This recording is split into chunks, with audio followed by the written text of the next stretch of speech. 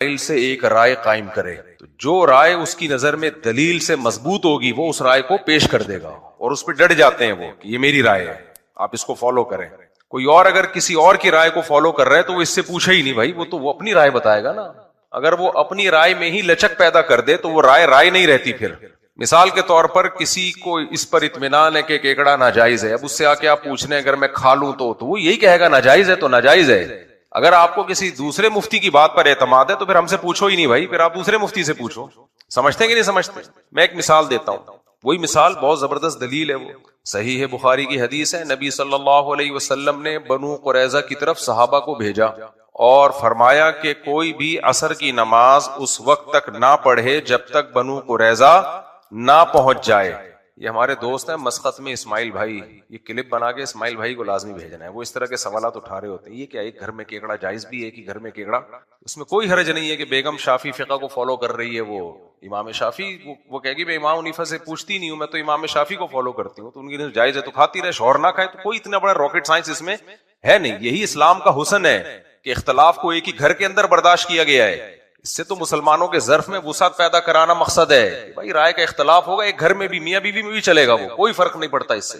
میری بیگم کھاتی ہے جھینگا، میں نہیں کھاتا، میں کہتا ہوں میں نہیں کھاتا، میں اس کو جائز نہیں سمجھتا۔ ہماری گھر والی کھاتی ہے ایک، باقی نہیں، ایک کھاتی ہے، کوئی بات نہیں، وہ کھا رہی ہے میں نہیں کھا رہا، اس میں کیا ہو گیا؟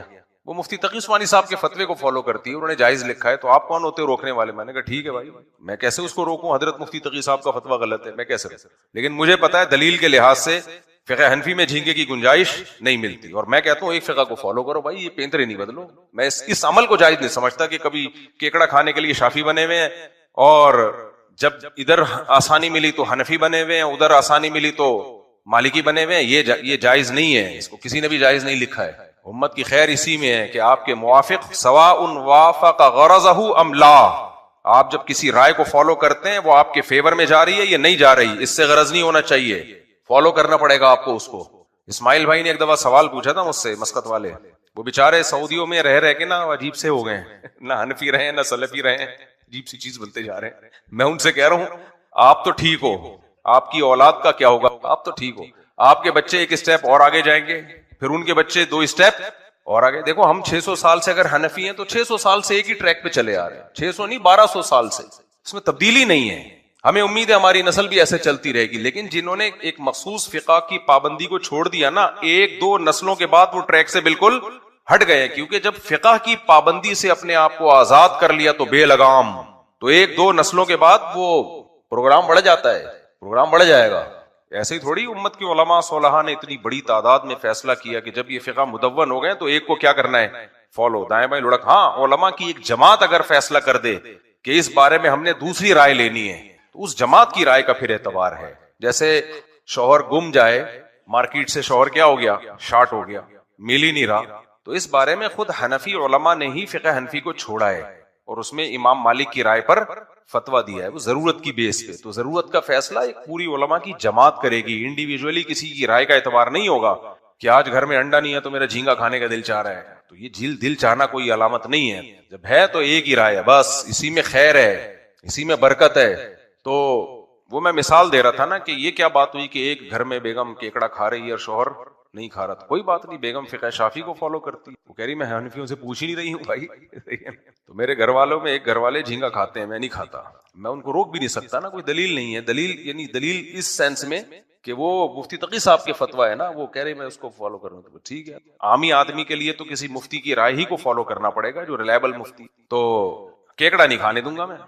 ہاں اگر فقہ شافی کو فالو، یہ اہل حدیث ہے، وہ کھا رہا ہے تو کھاتا رہے بھائی۔ تو یہ کیکڑا کیوں ہم نہیں کھاتے، اس کی میں آگے دلیل دے رہا ہوں ذرا، کہ میرا کلپ پھر ادھورے چلتے ہیں، لوگ کہتے ہیں یہ اندھے مقلد ہیں، بس امام حنیفہ نے کیکڑے کو غلط کہہ دیا تو بس یہ قیامت تک کیکڑا کیا ہو گیا؟ غلط ہو گیا۔ ایسا نہیں ہے بھائی، اندھے مقلد نہیں، ہماری تقلید علی وجہ البصیرہ ہے۔ ہمارے اہل حدیث بھائی بولتے ہیں تقلید تو اندھی ہی ہوتی ہے، نا نا نا نا نا، دیر آر 2 types of تقلید، یہ آپ نے غلط پٹیاں کسی نے پڑھائی ہیں آپ کو، تقلید ہمیشہ اندھی ہوتی ہے، ایسا نہیں ہے۔ اندھی تقلید وہ تھی جو مشرکین اپنے باپ دادا کی کیا کرتے تھے، اولو کان آباؤہم لا یعقلون شیئا ولا یہتدون، کہ تمہارے باپ دادا نہ سمجھتے ہیں نہ جانتے ہیں، پھر بھی تم ان کی تقلید کرو گے۔ ہم تو ابو حنیفہ کی کرتے ہیں بھائی، جو سمجھتے بھی تھے اور جانتے بھی تھے، اور آدھی سے زیادہ امت نے ان کی اتباع کی ہے، آدھی سے زیادہ امت نے۔ پھر ہم نے ان کے دلائل بھی دیکھے ہیں، ڈیپ میں جا کے ان دلائل کا مطالعہ کیا ہے تو پلڑا بھاری نظر آیا ہے ان کا. تو یہ اندھی تقلید نہیں ہے، اندھی ہوتی اپنے ماموں چاچو کی کر رہے ہوتے. کیا خیال ہے بھائی؟ امام ابو حنیفہ سے تو نہ ہمارے ماموں لگتے ہیں، نہ چاچو لگتے ہیں، نہ قوم ایک ہے. خیر، تو بنو قریظہ میں نبی صلی اللہ علیہ وسلم نے صحابہ کی جماعت بھیجی کہ عصر کی نماز کوئی اس وقت تک نہیں پڑھے گا جب تک بنو قریظہ نہ پہنچ جائے. سمجھ میں آ رہی ہے بات؟ اب حدیث میں کیا آ گیا؟ عصر کی نماز بیچ میں پڑھنا جائز نہیں ہے. اختلاف ہوا اب صحابہ جب راستے میں ہیں تو وہ قضا ہونے لگی نماز. اب صحابہ کرام کی رائے میں اختلاف ہو. بعض نے کہا دیکھو نبی نے فرمایا تھا کہ بیچ میں عصر کی نماز نہیں پڑھنی. بعض نے کہا دیکھو نبی کو یہ تھوڑی علم تھا کہ راستے میں نماز ہی قضا ہو جائے گی، یہ تو اس صورت میں حکم تھا کہ ہم ٹائم پہ پہنچ تو جائیں نا، قضا کرنے کی اجازت کہاں سے ہوگی؟ حافظوا علی الصلوات والصلاۃ الوسطی، قرآن کہتا ہے نمازوں کی حفاظت کرو، خصوصاً درمیانی نماز کی. اب نبی تو موجود نہیں ہے سامنے کہ وہ فیصلہ کر لیں کہ میری بات کا مطلب یہ نہیں تھا بلکہ یہ تھا. اگر نبی موجود ہوتے فیصلہ کروا لیتے، نبی موجود نہیں ہے تو صحابہ کی رائے میں اختلاف ہو. بعض نے کہا بھائی ہم تو حدیث کے ظاہری الفاظ کو لیں گے، نبی نے حکم دیا ہے کہ نہیں پڑھو تو اس کا مطلب کیا ہے؟ نہیں پڑھو. بعض نے کہا ہم تو نبی کی منشا کو سمجھنے کی کوشش کریں گے، نبی کا مطلب یہ نہیں تھا، قرآن میں تو ہے کہ پڑھو. دونوں کا مقصد نبی کی اتباع، حدیث کی تشریح میں دونوں کا کیا ہوا ہے؟ اختلاف ہوا. جب تشریح میں اختلاف ہوا، ایک ہی جگہ پر کچھ پڑھ رہے ہیں کچھ نہیں پڑھ رہے. تو اسماعیل بھائی کیکڑے سے بڑا اختلاف تو نماز کا ہے. کیا خیال ہے؟ ایک گھر میں اگر بیگم کیکڑا کھا رہی ہے، میاں کیکڑا نہیں کھا رہا، اس سے زیادہ بڑا اختلاف یہ ہے کہ ایک ہی لوکیشن پہ عصر کی نماز میں یہ نہیں کہ ایک رفع الیدین کر رہا ہے ایک نہیں کر رہا، نہ ایک پڑھ رہا ہے اور ایک نہیں پڑھ رہا. یہ زیادہ بڑا اختلاف ہے. نماز کی کیفیت میں بھی اختلاف نہیں ہے کہ ایک رکوع ایسے کر رہے ایک ایسے کر رہے، سب ایک جیسی نماز. اتنا بڑا اختلاف کہ پڑھنی ہے کہ نہیں پڑھنی ہے. اب کوئی فتنہ پرست ہو تو وہ بولے یہ دیکھو صحابہ کو دیکھو ایک دوسرے کے پیچھے نماز نہیں پڑھ رہے، وہ عصر پڑھ رہے ہیں، وہ کہنے نہیں، دونوں کا دعویٰ ہے کہ ہم نبی کو فالو کرتے ہیں، لیکن آپ دیکھو یار. اور عصر تمام نمازوں میں سب سے زیادہ امپورٹنٹ نماز ہے کیونکہ اللہ نے 5 نمازوں کے پڑھنے کا حکم دیا لیکن عصر کی الگ سے تاکید کی ہے. تو پتہ چلتا ہے کہ 5 نمازوں میں سب سے زیادہ فضیلت کس نماز کی ہے؟ اسماعیل بھائی کو اسماعیل تو آئے گی انشاءاللہ. عصر کی نماز کی ہے سب سے زیادہ فضیلت، یعنی اہمیت. حدیث میں آتا ہے جس کی عصر کی نماز چھوٹ گئی ایسے جیسے سب کچھ چھین لیا گیا اس سے. اتنی بڑی اسلام کی، اور اسلام میں عبادات میں سب سے اہم عبادت نماز، اور اس میں بھی سب سے اہم عصر. اور اس میں بھی نماز کی کیفیت نہیں کہ 2 پڑھنی ہے 4 پڑھنی ہے کہ نہیں پڑھنی ہے. صحابہ کی 2 جماعتیں بنی ہیں، ایک نے پڑھی اور ایک نے نہیں پڑھی. کیکڑے سے بڑا اختلاف ہے یا نہیں ہے؟ کیا خیال ہے بھائی؟ ایک ہی جگہ پہ پڑھی بھی جا رہی. تو یہ اسلام اصل میں تربیت دے رہا ہے کہ مسلمانوں تھوڑا سا ظرف کیا کر لو، بڑا کر لو، اپنی رائے دوسرے پہ تھوپنے کی کوشش کائنڈلی مت کرو. ایک ہی جگہ پہ صحابہ میں بھی ہو سکتا ہے. تو جب یہ لشکر واپس لوٹا ہے، نبی کو پتا چلا، نبی نے کسی فریق کو ملامت نہیں کی. نبی نے یہ نہیں کہا یہ کیا ابھی میں دنیا میں ہوں اور تم نے لڑنا شروع کر دیا آپس میں. صحابہ کہیں گے ہم نے لڑے تھوڑی ہیں، ہم تو جس رائے پر جس نے عمل کیا، جس نے جو بہتر سمجھا اس رائے پر عمل کر لیا. اسی وجہ سے نبی نے ملامت نہیں کی کہ جس کو جو رائے سمجھ میں آئی اس نے عمل کیا، لڑے نہیں. ہمارا مسئلہ یہ ہے کہ جس کو جو رائے سمجھ میں آ رہی ہے وہ دوسرے پہ تھوپ رہا ہے. اختلاف تو صحابہ میں ہوا ہے، بڑے مسائل میں ہوا ہے. تو ہمارا کیکڑے کا اختلاف تو بہت ہلکی چیز ہے میرے بھائی. سمجھتے ہوگے نہیں سمجھتے؟ تو ایک گھر میں ہو سکتا ہے کیکڑا کھانے والا بھی اور نہ کھانے والا بھی، ٹھیک ہے نا، کوئی اس نے پرابلم کی بات نہیں ہے. آپ کٹاکٹ کھائیں ایک نہ کھائے. یہ جو ہم کٹاکٹ کھاتے ہیں نا، حناف حنفی، جو یہ والا کٹاکٹ کی بات نہیں کر رہا، یہ تو سبھی کھاتے ہیں. ایک وہ کٹاکٹ ہوتے ہیں جو حنفی نہیں کھاتے باقی کھاتے ہیں، وہ والے کٹاکٹ کہتے ہیں زیادہ مزے کے ہوتے ہیں. تو کہتے ہیں اہل حدیث تو جائز کرتے ہیں، اہل حدیث سے پوچھ لے بھائی، ہم سے کیوں پوچھ رہے ہیں؟ تو ہم تو وہی بتائیں گے جو ہمیں، اور جس کو ہم پہ اعتماد ہے پھر وہ ہم سے پوچھے گا. جو ہمیں بیوقوف سمجھتے ہیں نہ پوچھے ہم سے. تو سارا اسلام ہم پہ اکیلے پہ تھوڑی اترا ہے، ہم نے کب کہا ہے؟ لیکن ہم کہتے ہیں آج کے اسکالر کو فالو ہی نہیں کرو بھائی، مجتہدین کو فالو کرو، یا مجتہدین کو فالو کرو. خیر، تو اختلاف ہوا نا صحابہ کرام کا، اس لیے کوئی حرج نہیں ہے اس میں. اچھا، اسماعیل بھائی ایک دلیل یہ دیتے ہیں کہ نبی صلی اللہ علیہ وسلم کی صحیح حدیث ہے کہ نبی صلی اللہ علیہ وسلم کو جب بھی 2 مشکل معاملات میں ابتلا ہوتا تھا، اختار ایسرہما، آپ اس میں آسانی کو ترجیح دیتے تھے. تو جب حضرات فقہا کا آپس میں اختلاف ہوگا تو جو قول آسان ہوگا ہم وہ والا لے لیں گے. اسماعیل بھائی جواباً عرض یہ ہے کہ آپ نے یہ والی حدیث تو دیکھی، دوسری حدیث نہیں دیکھی کہ الحلال بین والحرام بین، حلال بھی واضح ہے، حرام بھی واضح ہے، اور ان کے درمیان کچھ چیزیں ہیں جو مشتبہ ہیں، تو جو مشتبہات کو چھوڑ دے گا وہ خالص حرام سے بھی بچے گا، اور جو مشتبہات میں پڑے گا وہ حرام میں بھی پڑ جائے گا۔ تو جب کیکڑے میں اختلاف ہو گیا حضرات فقہا کا، تو پھر اس حدیث کی بیس پہ احتیاط کا تقاضا کیا ہے؟ چھوڑ دیا جائے۔ تو جس مسئلے میں فقہا میں اختلاف ہوگا تو اس میں پھر آپ وہ رائے کو لیں جس میں احتیاط زیادہ ہے۔ یہ کیا بات ہے کہ آپ وہ والی حدیث لے رہے ہو اور یہ والی حدیث نہیں لے رہے؟ اصل بات یہ ہے کہ وہ جو حدیث جس میں آتا ہے نا کہ آپ آسانی کو اختیار کیا کرتے تھے، اس کا تعلق اس سے نہیں ہے کہ جب رائے میں اختلاف ہو جائے، بلکہ اس کا تعلق دنیاوی معاملات میں ہمیشہ اپنے لیے آسانی پیدا کرنی چاہیے۔ یہ حدیث کی ایک لمبی تشریح ہے، میں تو بتا رہا ہوں، فرض کر لو یہی مطلب ہے جو آپ بیان کر رہے ہو، تو اس کے مقابلے میں دوسری حدیث بھی ہے۔ تو اس لیے حضرات فقہا نے ایک بیلنس رائے قائم کی ہے اس بارے میں تجربوں کی بیس پہ کہ بھئی اگر آپ چاروں فقہ سے مشکل اقوال لینا شروع کر دو گے تو بھی مصیبت میں پڑ جاؤ گے، آسانیاں لینا شروع کرو گے تو دین برباد ہو جائے گا۔ تو یہ بہت سوچ سمجھ کے رائے قائم کی گئی ہے کہ ایک کو جب اختیار کیا جائے تو پھر مشکل قول ہو یا آسان قول ہو اسی کو لیا جائے۔ رہا یہ مسئلہ کہ یہ کیا دلیل ہے احناف کے پاس کہ کیکڑا جائز نہیں ہے، اس پہ تو میں کئی بار دلائل دے چکا ہوں، ریپیٹ کر دیتا ہوں جلدی مختصراً۔ جو حضرات کہتے ہیں نا کہ کیکڑا جائز ہے، وہ صرف کیکڑے کو نہیں، وہ کہتے ہیں پانی کی ہر مخلوق جائز ہے کھانا سوائے مینڈک کے، پانی کی ہر مخلوق جائز ہے، چاہے سمندری پانی ہو چاہے میٹھا پانی ہو۔ یہ اختلاف کیکڑے کا نہیں ہے، اختلاف اس میں ہے کہ پانی کی مخلوق حلال ہے یا نہیں، اور پانی کی مخلوق کا مطلب جو زیادہ تر پانی میں رہتے ہیں۔ کیکڑا تو پانی سے باہر بھی آؤٹنگ کے لیے آتا ہے کہ نہیں آتا؟ جب اس کے گھر میں جھگڑا ہوتا ہے تو آؤٹنگ کے لیے کہاں جاتا ہے؟ وہ سمندر سے باہر جاتا ہے۔ تو پانی کی مخلوق وہ کہلاتی ہے جو جس کا زیادہ ٹائم کس میں گزرے؟ پانی میں۔ تو کیکڑے کا زیادہ ٹائم کہاں گزرتا ہے؟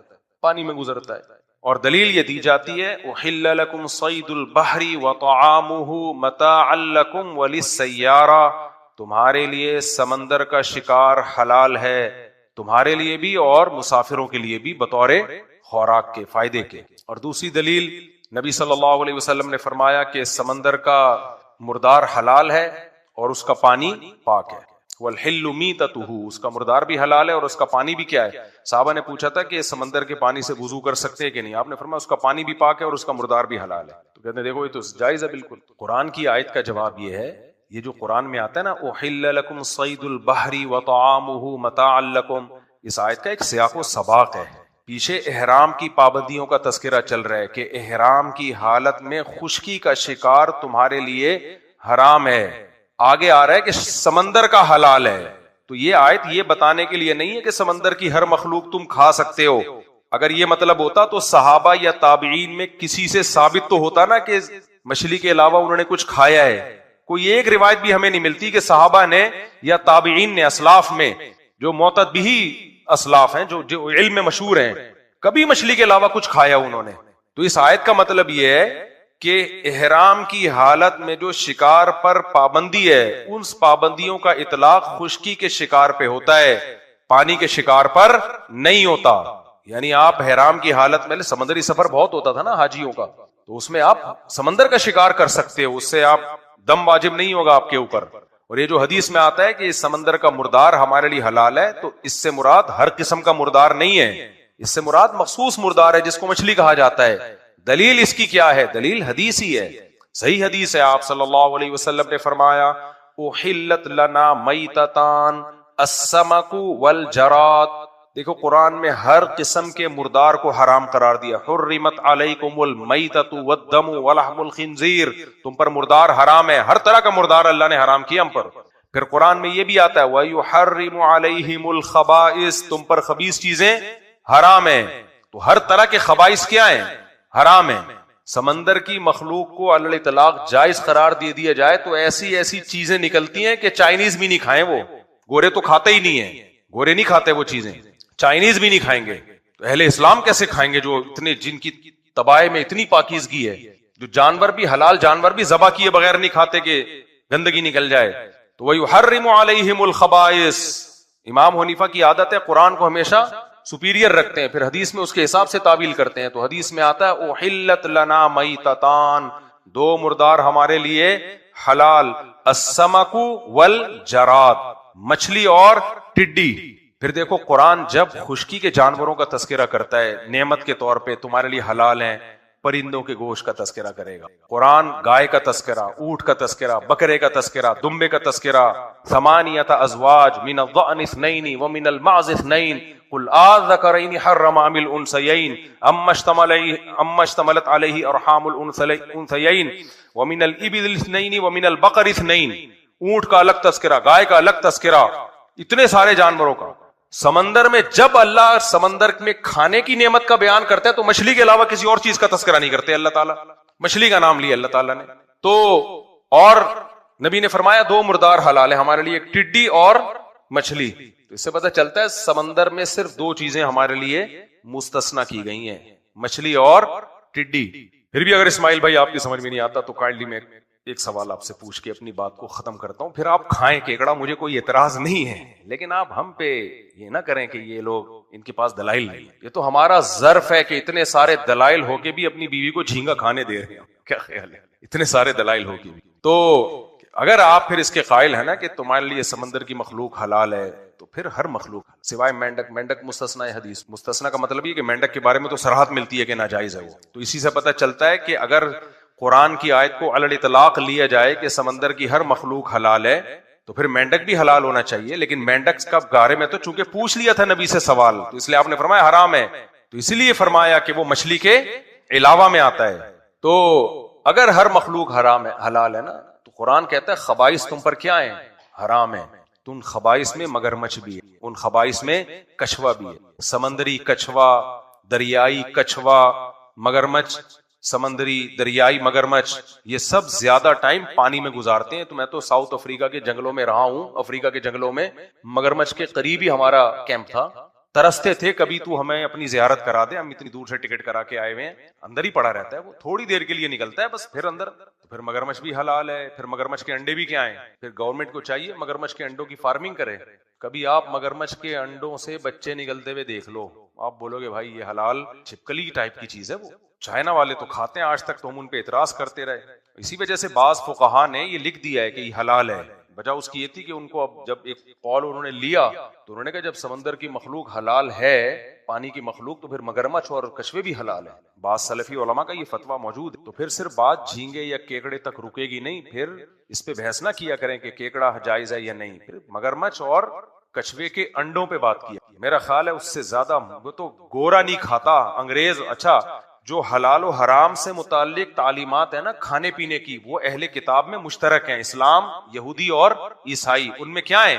مشترک ہیں، سوائے چربی کے جو اللہ نے یہودیوں پہ حرام قرار دی تھی۔ آپ گوروں کی تاریخ پڑھو، جب تک یہ اہل کتاب تھے یہ بھی سمندر کی مخلوق میں یہ چیزیں نہیں کھاتے تھے، یہ اور اب تک نہیں کھاتے گورے کچھوے وچھوے، اللہ ماشاءاللہ کوئی بہت ہی ماڈرن ہو گیا ہو۔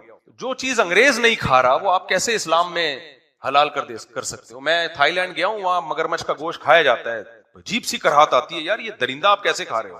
آپ کہہ سکتے ہو چونکہ درندہ ہے، بھائی پانی کی مخلوق ہے نا، تو پھر یہ فرق کرو، پانی کا درندہ حلال ہے وہ حلال، پھر شارک مچھلی بھی حرام ہو جائے گی، وہ بھی شکار کر کے کھاتی ہے۔ اس لیے امام صاحب نے ایک بہترین بات کر دی، بھائی مچھلی جو مچھلی ہوگی کھا لو، باقی اسے کیا کرو؟ اوائڈ کرو۔ تو یہ قول ایسا ہے کہ جو ایک مضبوط بنیادوں پہ قائم ہے، جو چل سکتا ہے۔ باقی جھینگے کی جہاں تک بات ہے، حضرت مفتی تقی عثمانی صاحب جائز کہتے ہیں، وہ اس لیے کہتے ہیں کہ وہ کہتے ہیں مچھلی کی قسم میں داخل، تو چھوٹا آدمی تقی صاحب سے میں تو نہیں اختلاف کر سکتا، میں بڑے کی طرف اختلاف کو منسوب کروں گا۔ مولانا یوسف جہانوی شہید رحمۃ اللہ علیہ، اسی طرح حضرت مفتی رشید احمد صاحب رحمہ اللہ تعالیٰ، وہ فرمایا کرتے تھے جھینگا کو لغت میں لکھا ہوا ہے مچھلی، جس پہ حضرت مفتی تقی عثمانی صاحب نے استدلال کیا کہ ڈکشنری میں اس کو مچھلی کہا گیا ہے۔ حضرت فرماتے تھے ڈکشنری کا اعتبار نہیں ہے، عوام اس کو مچھلی سمجھتی بھی ہے کہ نہیں سمجھتی۔ آپ کسی سے کہیں کہ مچھلی لے کر آؤ تو کبھی بھی جھینگا نہیں لے کر آئے گا وہ۔ اور میڈیکل سائنس بھی کہتی ہے کہ انسان کو گدھا کہہ دیا جائے نا، یہ آسان ہے، کیونکہ کچھ نہ کچھ ریڑھ کی ہڈی ہو گئی، یہ سب چیزیں انسان کی گدھے سے ملتی ہیں، تو اتنا دور کا ہے وہ جھینگا۔ ہاں، اختلاف کا فائدہ یہ ہوتا ہے فقہا کے کہ جہاں ابتلا بہت زیادہ ہو جائے تو پھر خود احناف دوسرے فقہ پہ فتویٰ دے دیتے ہیں جہاں ضرورت ہو۔ تو یہ احناف کا ظرف ہے کہ وہ اپنی رائے پر ایسے قائم نہیں ہوتے کہ بس یہی ہے، تو کہتے ہیں جہاں ضرورت ہوگی وہاں دوسری رائے پہ فتویٰ دیا جائے گا۔ تو اب کچھ ممالک ایسے ہیں جو صدیوں سے جھینگا کھاتے کھاتے ہی بڑے ہوئے ہیں، ان سے پوری قوم سے دنیا چھڑوا دو، جھینگا نہیں چھڑوا سکتے آپ. تو وہاں پھر ابتلا، عموم بلوا بھی ایک شرعی ضرورت ہوتی ہے نا. ابتلا کسی چیز میں بہت زیادہ ہو جائے، جیسے حج جب ہم کرنے جاتے ہیں تو بعض چیزیں فقہ حنفی کی روح سے جائز نہیں ہوتی، لیکن وہ گروپ کی شکل میں آپ جا رہے ہو، وہاں کچھ شافی ہیں کچھ حنبلی ہیں، تو اب ایک فقہ نہیں چل سکتا وہاں پہ. تو وہاں مجبوری کی وجہ سے ہم کہتے ہیں بھائی ٹھیک ہے آپ اسی رائے کو، کیونکہ آپ الگ سے گروپ سے الگ ہوگے اور وہ الگ، یہ مسئلہ خراب ہو جائے گا. چل نہیں سکتے نا بھائی، بیگم کے کیکڑا پکا کے کھا لے، لیکن آپ گروپ کے ساتھ جا رہے ہو کہ یہ تبلیغ جماعت میں وہ سارے شافی ایک حنفی ہے، وہ کھانا ہی کیکڑا پکایا ہے، تو بھوکے تھوڑی مرو گے آپ. یہ کھانا ہی جھینگا پک رہا ہے 2-3 دن سے، پھر تو مجبوری اس اختلاف کا پھر فائدہ اٹھایا جائے گا. جہاں ضرورت ہو وہ ایک الگ بات ہے، لیکن علماء خود اس میں بتا دیتے یہ ضرورت کی ہے یا نہیں. علماء کا ظرف بہت بڑا ہے، اتنا چھوٹا ظرف نہیں ہے. جہاں ضرورت اور ابتلا نہیں ہے تو بھائی ایک فقہ کو فالو کرو. دلیل کی دنیا میں امام حنیفہ کی رائے اس میں بہت جاندار. دوسری بات یہ کہ امام حنیفہ کے جو 2 شاگرد ہیں نا، امام ابو یوسف اور امام محمد، انہوں نے بہت سے مسائل میں امام حنیفہ سے اختلاف کیا. جہاں یہ دونوں بھی امام حنیفہ کے ساتھ ہونا، اختلاف نہ کریں، تو سمجھ لو پلڑا یہاں بھاری نہیں بلکہ بہت بھاری ہے. یہ دونوں آپ کے شاگرد بھی اس بارے میں اپنے استاد سے متفق. اس لیے امام احمد بن حنبل کہتے ہیں جب 3 آدمیوں کی رائے جمع ہو جائے یکفی کا، یا اس طرح کے الفاظ ہیں امام احمد بن حنبل سے. یہ الفاظ نقل کیے ہیں علامہ عبدالحی لکھنوی رحمہ اللہ تعالی نے الجرح والتعدیل، الرفع والتکمیل فی الجرح والتعدیل، ان کا مشہور رسالہ ہے. وہاں انہوں نے یہ الفاظ نقل کیے ہیں امام احمد بن حنبل کی کسی کتاب سے. جب 3 افراد جمع ہو جائے نا تو یہ کافی ہے، بہت مضبوط رائے ہوتی ہے جس میں امام صاحب اور آپ کے دونوں شاگرد، کیونکہ یہ دونوں مستقل مجتہد ہیں، یہ بھرپور طریقے سے اختلاف کیے بہت ساری چیز. اور یہ احناف کا ظرف ہے کہ احناف نے جھینگے کو ناجائز سمجھ کے بھی جھینگے کے بزنس کو جائز لکھا ہے، کیونکہ امام شافعی کی نظر میں کیا یہ حلال ہے. تو انہوں نے کہا کہ بھائی ایک چیز چاروں ائمہ کے نزدیک حرام نہیں ہے تو اس کے بزنس کو حرام نہیں کہا جا سکتا. کاروبار اس مخلوق کا حرام ہوگا جو چاروں ائمہ کے نزدیک کیا ہو، ناجائز ہو، کیونکہ اختلافی ہے تو کاروبار کی حد تک جائز ہے. تو یہ بڑی بیلنس رائے ہے، سمجھتے ہو. ہاں جہاں جھینگے میں ابتلا بہت زیادہ ہے تو وہاں پھر جیسے بنگلہ دیش کے لوگ تو صدیوں سے کھائی جھینگا کھا کے بڑے ہوئے ہیں، حالانکہ ہیں سارے حنفی. تو اب وہ ابتلا کی وجہ سے اب اتنا زیادہ وہاں ابتلا ہے کہ وہاں چھڑوانا، وہ بنگلہ دیش کے لوگ جھینگا دنیا چھوڑ دیں گے جھینگا. تو وہاں علماء کہتے ہیں، وہیں کے علماء کہتے ہیں بھائی ابتلا بہت. تو یہ کوئی قرآن و سنت سے ہٹے نہیں ہے، قرآن و سنت سے یہ بات ثابت ہے کہ جس مسئلے میں اختلاف ہو اور ابتلا بہت زیادہ ہو جائے تو وہاں اس اختلاف کا فائدہ اٹھایا جا سکتا ہے. قرآن و سنت سے ثابت ہے، کوئی اندھی تقلید میں ہم یہ کام نہیں کر رہے ہوتے. تو خیر میں کہاں سے بیان لے کے چلا تھا، ہم کیکڑے پہ آ گئے. تو مجھے تو اسی میں اطمینان ہے کہ ایک رائے کو اندر بدل رہے ہوتے ہیں نا، ان کی بریکیں فیل. خیر تو میں نے بات یہاں سے شروع، یہاں تک کلپ بنا کے اسماعیل بھائی کو پارسل نہیں کیا نا، تو مجھے 6 مہینے بعد یاد آ رہا ہوتا ہے ایک بات کی تھی، وہ گیا کہاں. ٹھیک ہے یہ آپ کے ذمہ، تو اور اسماعیل بھائی کو بھیجنا میرے ذمہ. تو خیر تو میں نے بیان یہاں سے شروع کیا تھا، وَذَرُوا ظَاهِرَ الْإِثْمِ وَبَاطِنَ، ظاہری گناہوں کو بھی چھوڑو اور باطنی گناہوں کو بھی چھوڑو. تو میں یہ بیان یہ لے کے چل رہا تھا کہ لوگ کہتے ہیں اللہ تعالیٰ غفور الرحیم ہے، معاف کرنے والا ہے. مجھے ایک بات بتاؤ، حکومت قانون بنائے کہ لال بتی پہ رکنا ہے اور گرین پہ چلنا ہے، آپ کہیں اگر ہم اس قانون کو فالو نہیں کریں تو کوئی بات نہیں بھائی، حکومت بڑی غفور الرحیم ہے. حکومت کیا ہے؟ غفور الرحیم ہے. آپ اگر لال بتی پہ نہ بھی رکیں تو یہ معاف کر دے گی. تو یہ میسج یہ جائے گا کہ گورنمنٹ کے دل میں خود اپنے قوانین کی ویلیو نہیں ہے. میں جو بیان کیا تھا نا، اسمگلنگ کی ارننگ حلال ہے، اسمگلنگ غلط ہے. تو لوگ بڑے کنفیوز ہوئے تھے، یہ کیا بات ہے، ایک کام غلط ہے لیکن اس سے جو آمدن آ رہی ہے وہ حلال ہے. بھائی آمدن کا تعلق اس سے ہے کہ آپ نے حلال پیسوں سے ایک چیز خریدی، اسلام کہتا ہے آپ اس کے مالک بن گئے. اسلام شخصی ملکیت کا قائل ہے. اگر آپ اپنے پیسوں سے کچھ خریدتے ہو تو گورنمنٹ اس کی مالک نہیں ہے، اس کے مالک کون ہو؟ آپ ہو. اصل میں حکومتوں نے آج انسانوں کو حکومتوں کا غلام بنا دیا ہے اور لیبل یہ لگایا ہم آزاد کر رہے ہیں. آزاد تھوڑی کر رہے ہیں، تو غلام بنا رہے ہیں. حکومت کا کام صرف مینجمنٹ ہے. مینجمنٹ کسے کہتے ہیں؟ جو اپنے ارننگ سے جو کما رہا ہے وہ اس کا 100% مالک ہے. حکومت کا کام ہے اس کے مال کی حفاظت کا قانون بنائے کہ کوئی اس کو چوری نہ کرے، چوری کرتا ہے تو ہاتھ کٹے اس کا. اور اجتماعی ضرورتوں کے لیے اگر کچھ پیسے چاہیے تو سب سے کلیکٹ کرے. مثال کے طور پر ایک گلی میں سب لوگ رہتے ہیں، اب گلی کی سڑک ٹوٹ گئی ہے تو سڑک تو پھر ان گلی کے لوگوں کے پیسوں سے بنے گی نا. تو اتنا پیسہ انتظامیہ لے سکتی ہے جتنا گلی کی سڑک میں ضروری ہے، اس سے زیادہ 1 روپیہ نہیں. اگر لیا تو واپس کرنا پڑے گا. تبھی تو اسلام میں مالی جرمانہ جائز نہیں ہے. چاروں ائمہ کے نزدیک مالی جرمانہ ناجائز ہے اسلام میں. کیوں؟ لا یحل مال امرئ مسلم الا بطیب نفس منہ، کسی کا مال اس کی پرمیشن کے بغیر حلال نہیں ہے. اور قرآن نے کہا کہ صرف تجارت کے ذریعے، ملازمت کے ذریعے تم کسی کا مال تمہارے لیے حلال ہوتا ہے، معاہدہ ہوا ہے آپ کا. آج پوری دنیا میں جو عجیب ظالمانہ نظام ہے، ایک آدمی کی تنخواہ 40 لاکھ روپے، تنخواہ اس کی ہے 90 لاکھ روپے، اور 40 لاکھ ٹیکس میں کٹ رہا ہے. ابے میں نے کہا یہ آزادی ہے یار؟ دنیا میں مجھے ایک بات بتاؤ، بڑے بڑے گنڈوں نے بھی حکومت کی ہے، وہ بھی ایک دفعہ بندوق رکھ کے آپ کی جیب سے پیسے لے کے چلے گئے نا. ایک صاحب آئے، میرے لاکر سے 80 لاکھ چوری ہو گئے. میں کہتا ہوں اگر تم کسی انگریز کے کنٹری میں ہوتے، ہر مہینے 40 لاکھ تمہارے بینک سے چوری ہوتے، اس پہ تم خوش ہوتے کہ میں بلیک منی کو کیا کر رہا ہوں، وائٹ دھندا ہے میرے بھائی، دھندا ہے یہ. کافر میں کبھی کوئی خیر نہیں ہے. ان لوگوں نے دنیا کو کنٹرول کرنے کے لیے، انسانوں کی مال کو اپنے قبضے میں لینے کے لیے قوانین بنائے، اور اچھے اچھے الفاظ، تمہارا جو منی ہے وہ بلیک ہے یا وائٹ ہے، اور جو ٹیکس دیتا ہے تو اس کا پیسہ جو ہے وائٹ ہو گیا. ٹیکس لے کے آپ کا پیسہ تو بلیک ہو گیا نا. آپ کس بیس پہ لے رہے ہو؟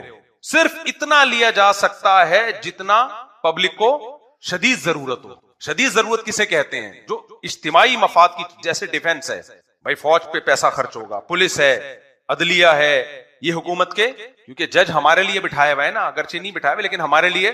پھر وہی جمعے کا دن ہے کہ بھائی جب کوئی مسئلہ ہوگا تو پھڈا ہوگا تو ان لوگوں کے مسئلے حل کرنے کے لیے. تو جتنا ضرورت ہے اتنا، اس سے زیادہ کی اجازت نہیں ہے. آپ باہر ملکوں میں جاؤ، اتنا ٹیکس، اور پبلک کہتی ہے، اتنا بیوقوف بنایا ہوا پبلک کو، کہتے ہیں ہر چیز فری ہے. گورے کے میں نام نہیں لیتا ملک کا. میں گیا ایک کنٹری میں تو انہوں نے کہا مفتی صاحب یہ پاکستان نہیں ہے، یہاں سب کیا ہے، فری. بڑا انسپائر ہوا ہم کہ یار ہمارا تو کچھ، ہماری تو مرغی فری میں انڈے نہیں دیتی. ایک دن ہم اپنی گائے کو کم چارہ ڈالیں نا، رلاتی ہے دودھ. تو تمہارے سب کچھ فری، اسکول کی تعلیم فری، علاج فری. متاثر ہوا. ہمارے ایک دوست تھے، وہ کسی فضائی جہازوں کی کمپنی میں، بڑی اچھی. میں نے کہا آپ کی تنخواہ، انہوں نے ڈالر میں بتائی تو پاکستانی 80 لاکھ، 1 کروڑ کے قریب بن رہے تھے. اب تو زیادہ ہو گئی ہوگی. ویلڈن کہتے ہیں ملتے نہیں. میں نے کہا کتنے؟ کہتے ہیں 53% کٹتا ہے. 43 لاکھ روپے ہر مہینے وہ گورنمنٹ کو. میرے بھائی پاکستان میں آپ 43 لاکھ روپے آپ سیو کر لو، کوئی بھی چیز فری میں نہ ہو پھر بھی فری ہوگی. اور کیا، پتہ نہیں کن احمقوں کی جنت میں رہتے ہو یار. ہاں وہ اس پہ خوش ہیں کہ اتنا کچھ ہو کے بھی ہمیں 60 لاکھ میں بھی ہمارا جو ہے نا وہ گزارا ہو جاتا ہے، اچھا گزارا ہو جاتا ہے. 43% ٹیکس کٹتا ہے. گزارا تو ہوگا جب گورنمنٹ مالداروں سے 43% ٹیکس لے کے. اب دیکھو عجیب حساب کتاب ہے یار. حکومت کہتی ہے ہم آپ کے بوڑھے والدین کی کیئر کرتے ہیں، اولڈ ہوم. کیا کر تم کمبختو، تم اپنی جیب سے کر رہے ہو. اس بڈھے نے بیچارے نے ساری زندگی ٹیکس دیا ہے، اور اس کو تم اولڈ ہاؤس میں کیرم بورڈ کھلا رہے ہو، ڈبو کھلا رہے ہو اس کو اولڈ ہاؤس میں. اتنا بھاری بھرکم ٹیکس لے کے ریٹرن میں یہ دے رہے ہو تم. اسلام نے یہ نہیں کہہ دیا کہ بھائی وہ ٹیکس نہ دے، جتنا بنتا ہے وہ تو دیں، میں اس کا مخالف نہیں ہوں. کچھ تو بنتا ہے گورنمنٹ کو حکومت چلانے کے لیے، کچھ تو ٹیکس بہرحال چاہیے. لیکن اس کا اصول اور ضابطہ شریعت میں کیا ہے؟ وہ یہ ہے کہ الضرورۃ تقدر بقدر الضرورہ. جیسے گلی میں سڑک بن رہی ہے تو میں محلے والوں سے پیسے اتنے کلیکٹ کروں گا جتنے سڑک کے بننے میں استعمال ہو، بس اس سے زیادہ واپس کر دوں گا.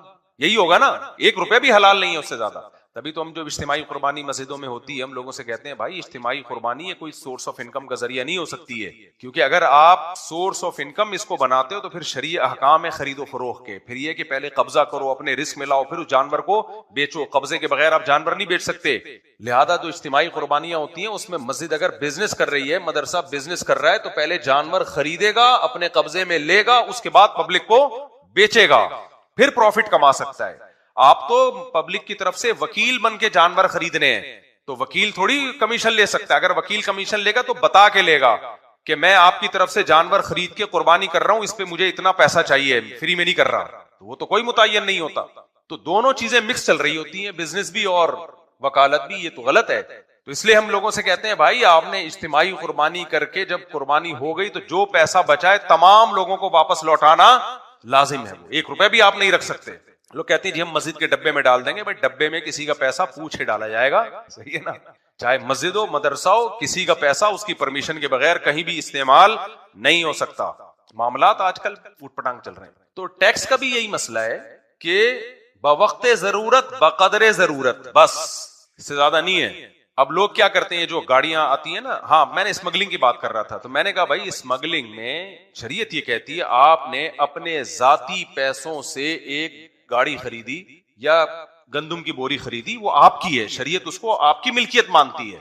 اب آپ اس کو اپنے ملک میں لا رہے ہو، گورنمنٹ یہ سمجھتی ہے اگر ملک میں اس طرح سے گندم آئے گی تو ہماری گندم کہاں جائے گی، اس سے مسائل کھڑے ہو سکتے ہیں. ٹھیک ہے، قانون بنایا جا سکتا ہے کہ بھائی اس سے جو ہے نا اجتماعی طور پر ملک کی معیشت کو نقصان ہو، بول تو اس قانون پہ بھی بہت سارے تحفظات ہیں، لیکن خیر میں اس بحث میں نہیں جاتا، لیکن ہم فرض کر لیتے ہیں کہ ہوتا ہو ایسا فائدہ ہوگا اس میں. گاڑیوں کے بارے میں کہا جاتا ہے اگر ہم آنے دے دیں تو کراچی کے سڑکوں پہ تو جگہ ہی نہیں ہوگی چلنے کی. جب چلنے کی جگہ نہیں ہوگی نا، اصول پتہ ہے کیا ہے، شریعت نبی صلی اللہ علیہ وسلم نے فرمایا دعوا الناس، تجارت میں لوگوں کو اپنے حال پہ چھوڑو. یرزق اللہ بعضهم ببعض، اللہ ایک دوسرے سے سب کو روزی دے گا، سب کی ایک دوسرے سے ضرورتیں پوری کرے گا اللہ تعالیٰ. اور صحابہ نے پوچھا یا رسول اللہ ہم چیزوں کی قیمتیں متعین کریں، آپ نے فرمایا ان اللہ هو المسعر، چیزوں کی قیمتیں اللہ متعین کرتا ہے. جب ایک چیز بہت زیادہ ہوتی ہے تو اس کی طلب خود بخود کم ہوتی ہے، وہ چیزیں خود بخود سستی ہوتی ہیں. روڈ پہ جب جگہ نہیں ہوگی تو کون گاڑی خرید کے چلائے گا بھائی، کہیں گے ہٹاؤ یا پھر دوسرے سڑکیں بناؤ نا اگر جگہ نہیں ہے. ایک گاڑی 1,00,000 روپے کی یعنی 1 کروڑ روپے کی گاڑی ہے، وہ ہمیں کتنے کی مل رہی ہوتی ہے؟ 3-3.5 کروڑ کی مل رہی ہوتی ہوگی. خیر میں گورنمنٹ کے معاملات میں ٹانگ نہیں اڑاتا، لیکن کھوپڑی میں آنے والی چیزیں ہے نہیں ہے. اب اتنا ٹیکس لے رہے ہو تو، اور پھر چلو لے لیا یار لگاؤ تو صحیح. اب دیکھو ہماری گورنمنٹ نے ماشاءاللہ کتنا اچھا کام کیا، آن لائن وہ کیمرے لگا دیے ہیں، جو بھی غیر قانونی کام کرے گا فوراً اس کو پینلٹی لگ کے آ جائے گی. سیٹ بیلٹ نہیں ہے، پینلٹی لگ کے آ گئی. بہت اچھا ماشاءاللہ. دبئی والا کیا خیال ہے؟ تو سڑکیں کون سی ہیں؟ سڑکیں آپ کی جو چل رہی ہیں وہ ہیں آپ کی، کسی جنگل میں بھی ایسے کھڈے نہیں ہوتے. جب آپ نے لوگوں سے پیسہ کمانے کا جو آپ کا طریقہ ہے وہ آپ کس کو فالو کر رہے ہیں؟ دبئی کو. مزہ نہیں آیا، مزہ نہیں آیا. سندھ حکومت بہت اچھی سڑکیں بنا دیتی، جو فیسلٹیز دینی ہے وہ دے دیتی، پھر کلیکشن کرتی. کوئی بات نہیں یار، ہم سے لیا جا رہا ہے، ہم پہ ہی لگ رہا ہے. گٹر کے ڈھکن تک تو میں نے ابھی خود لگوائے ہیں، ڈھکن میں نے خود لگوائے ہیں. اپنی گلی میں ہمارے 2 گٹر کھلے ہوئے تھے، کتنے واقعات آ رہے ہیں نا، بچے گرے اور نکلے وہاں سے، تو بھی میں نے خود لگوایا اور سیمنٹ سے لگوائے تاکہ ہیروئنچی نہ لے گئے. ہیروئنچی لے جاتے کوریدرے ہوں گے، ہیروئنچی لگے ہوں گے روزانہ آ کے نا ایک ہتھوڑی مار کے جاتے ہوں گے، پتہ بھی نہ چلے، آخری دن پتہ چلے گا ڈھکن غائب. خیر تو فری پھوکٹ کا کچھ بھی نہیں ہے، سب پیسے لیے اور غاصبانہ پیسے ہیں، ناجائز پیسے ہیں. ناجائز پیسے ہیں تو پھر کہاں سے برکت ہوگی؟ تو میں یہ عرض کر رہا تھا کہ کوئی بھی قانون جب بنایا جاتا ہے تو اس قانون بنانے والا ہی اگر اس میں لچک پیدا کر دیا، تو میں فقہا کے اختلاف کی بھی مثال دے رہا ہوں. مجتہد یا مفتی جب کوئی رائے دیتا ہے تو اس کا مطلب ہوتا ہے یہ ٹھیک ہے، جس کو وہ درست سمجھتا ہے وہ رائے بیان کرے گا، تو اس کی یہی ذمہ داری ہے، وہ یہ بتا دے گا کہ یہ جائز نہیں ہے بس. تو اگر آپ کو کسی اور مفتی کے رائے پر اعتماد ہے اس کو فالو کرو، لیکن خواہشات کی بیس پہ نہیں، علم اور تقوی کی بیس پہ، خواہشات کی بیس پہ نہیں. ورنہ تو آج کل مفتی مارکیٹ میں ہول سیل کے حساب سے آپ کو، اگر آپ نے 3 طلاقیں دی نا، آپ چاہتے ہو یہ 1 ہو تو بھی مفتی مل جائیں گے. آپ کی بیوی چاہتی نہیں پوری 3 ہی ہو جائیں، بھی مفتی مل جائیں گے آپ کو. بیوی کو آپ پسند نہیں ہو وہ تو 3 مالا لے آئے گی. آپ چاہتے ہو یہ 3 دیے 1 بھی نہ ہو، یہ بھی مفتی مل جائیں گے آپ کو. 1 بھی نہیں، غامدی صاحب کہیں گے 1 بھی نہیں ہوئی. آپ چاہتے ہو اگر میں 1 تو ہو کسی طریقے سے، وہ بھی مل جائیں گے. جس پتھر اٹھاؤ گے نیچے سے مفتی نکلے، کوئی معیار نہیں ہے. ہر شاخ پہ الو بیٹھا ہے، انجام گلستان کیا ہوگا. مارکیٹ میں یہ دین تھوڑی ہے، تو دین کے ساتھ مذاق ہے بھائی. تو خیر میں یہ عرض کر رہا تھا کہ دیکھو جب بھی کوئی قانون بنایا جاتا ہے، قانون بنانے والا ہی پہلے سے کہہ دیں نہیں جو مرضی کر رہا ہے. تو جب دنیا میں ایسا نہیں ہے، لوگ اس کو بے وقوف اور احمق کہتے ہیں، اس باس کو احمق سمجھا جائے گا. سر آپ کہہ رہے ہو 8 بجے آنا ضروری ہے، پھر جب آپ سے پوچھا جائے کہ ضروری اگر نہیں آئے تو کیا ہوگا، تو آپ کہیں گے کچھ بھی نہیں ہوگا، میں غفور رحیم ہوں. تو اس کا مطلب ضروری نہیں ہے پھر وہ.